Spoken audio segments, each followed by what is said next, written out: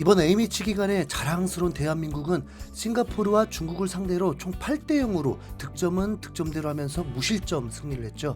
지난 9월 사우디전 1대 0 승리를 시작으로 10월에는 튀니지전 4대 0, 베트남전 6대 0, 최근 5경기 성적이 19득점 무실점입니다.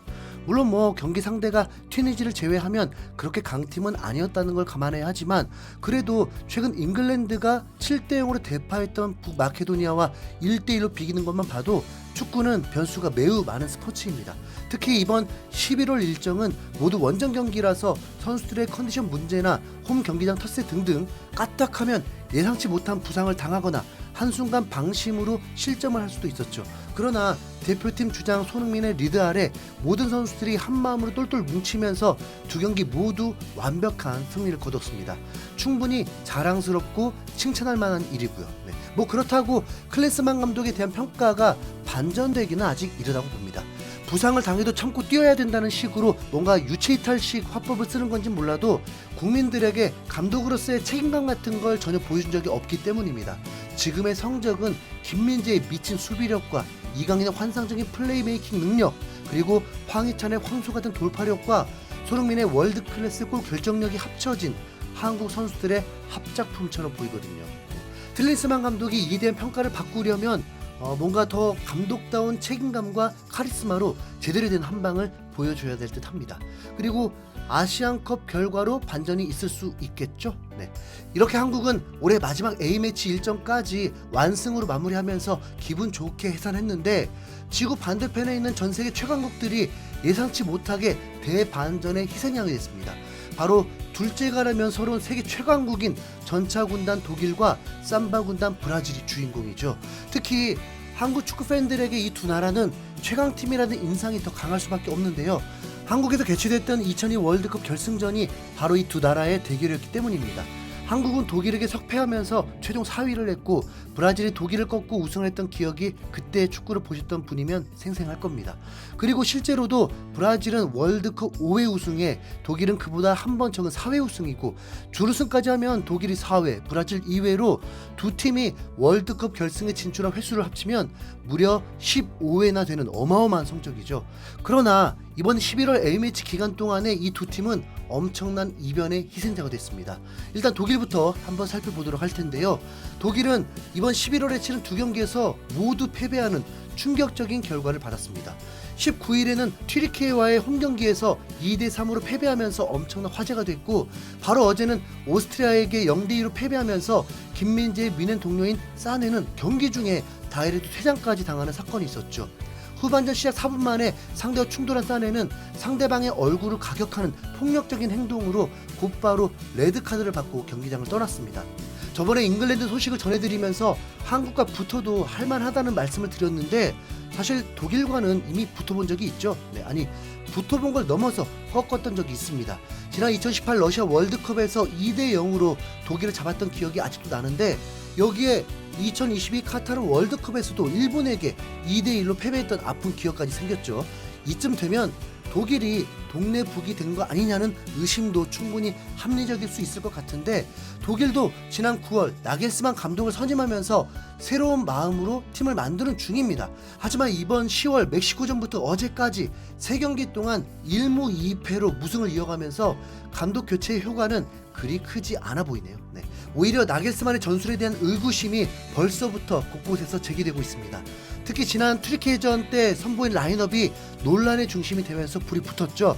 얼마나 괴상한 라인업이냐 하면, 올 시즌 아스날로 이적한 공격수 하베르츠를 2선이나 3선 미드필더도 아니라 아예 수비수, 그것도 레프트백으로 쓰면서 기상천외한 변칙 전술을 꺼내든 겁니다. 상대였던 튀르키예도 전혀 예상치 못했는지 경기 시작 5분 만에 하베르츠가 선제골로 독일이 기분 좋은 스타트를 하긴 했지만, 전반전 종료 직전에 역전골까지 허용하면서 최종 2대 3으로 패배를 해버렸죠.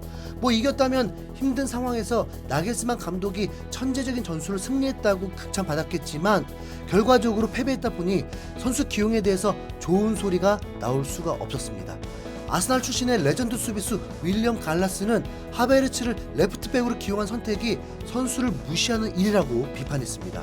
이 문제에 대해 무슨 말을 해야 할지 모르겠다. 나겔스만 감독은 하베르츠를 선수로서 존중하지 않은 것 같다.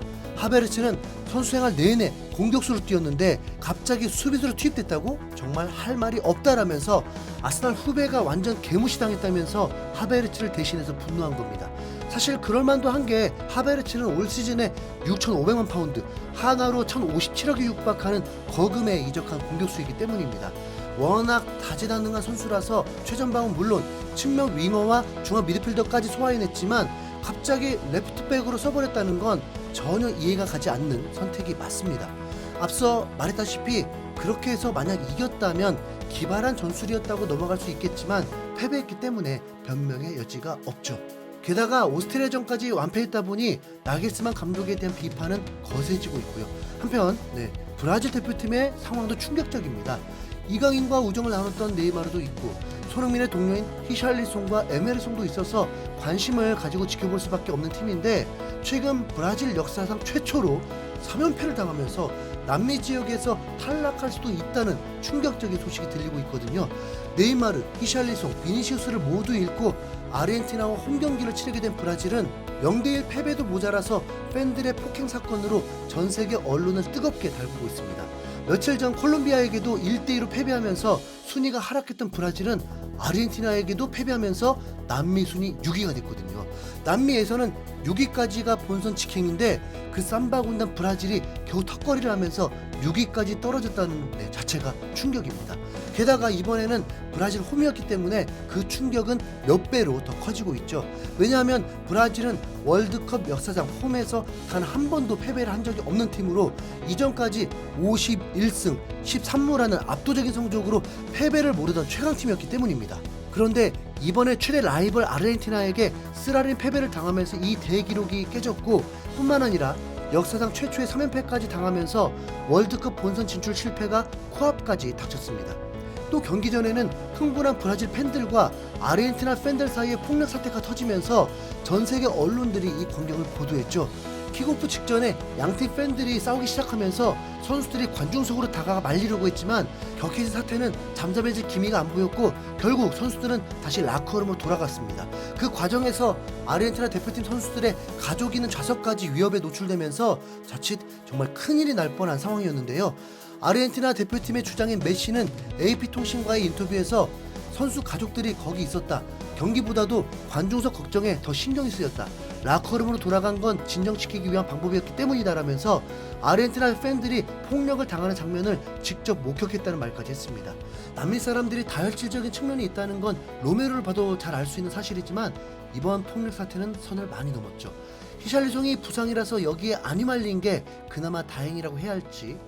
아무튼 이제 곧 다시 리그가 재개될 텐데 아스톤 빌라전이 여전히 걱정이네요. 이상 윤성구였습니다. 감사합니다.